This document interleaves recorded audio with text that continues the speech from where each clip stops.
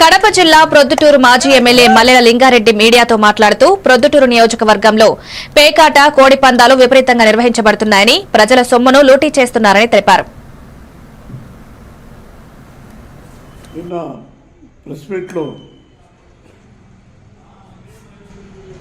రాచవల్లి ప్రసాద్ రెడ్డి సంక్రాంతి సందర్భంగా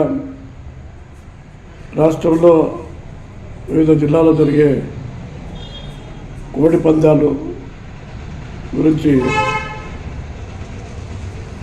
చాలా బాగా చెప్పినాడు.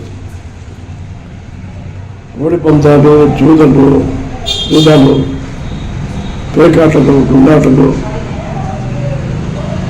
మద్యము అన్నిటి గురించి బాగా చెప్పినాడు. చంద్రబాబు నాయుడు గారు ఇక్కడ చెడ్డ పేరు ఉంది, 6 కంటే ఎక్కువ చెడ్డ పేరు లోకేష్ గారికి ఉందని చెప్పి మాట్లాడడం జరుగుతుంది.